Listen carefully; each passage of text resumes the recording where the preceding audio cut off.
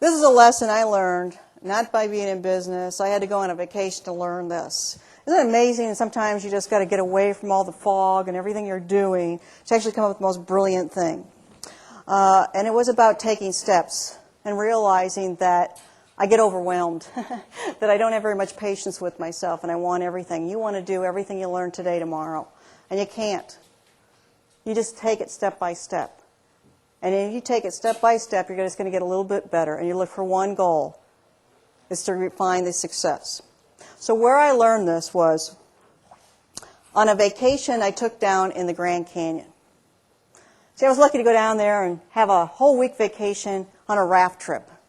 How many of you have ever been down in the Grand Canyon on a raft trip? Oh, it's exciting. It's adventurous. Well, I wanted to go on one of the small boats, the small rafts, not the one that they call the bus, with the motor. I want to be on the small one. I want to be rowing. I want to go on the day hikes. I want to get really involved. So I wasn't really in shape for this vacation because I knew you had to be fit for this. So I got ready for it. About a week before I left, I got on my treadmill. About 5 minutes a day. I'll get in shape on the trip. I'm going to be doing the day hikes. How hard could it be, right?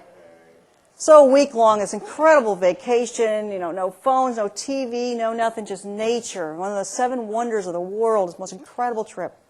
So only a few of us only could spend a week. The rest of them had 2 weeks, so they got to go the whole thing. You got in, you didn't have to hike down, or you didn't have to hike up. But if you only took a week, you had to either hike down or hike up. And we had chose to hike up.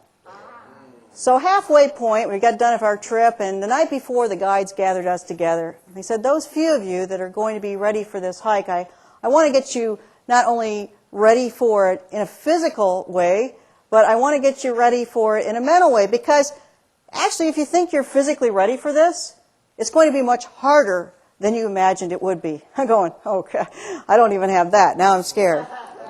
And when it gets harder than you think it's going to be, you have to remember to keep a positive mindset and keep moving forward one step at a time.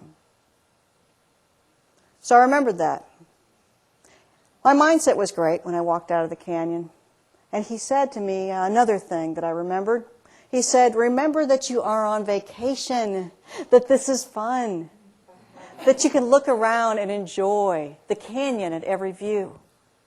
So halfway up, 2.5 hours later, I was halfway out of the canyon. I had heard it taking people as long as 9 hours to hike the canyon. 2.5 hours, I am at Indian Gardens. Piece of cake. It was beautiful. I had a positive mindset. I looked around, and it was great. I looked over here, and there was a family of deer. Oh, Mom and her little babies. It was so precious. I looked at that gorgeous view.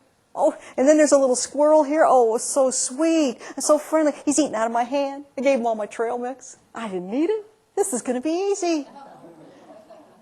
Right after Indian Gardens, got a little bit steeper. Got a little hotter. I swear, it was 190 degrees. I remember what he said about the positive attitude, but I was having a harder time with that, and it was a harder time with the step-by-step.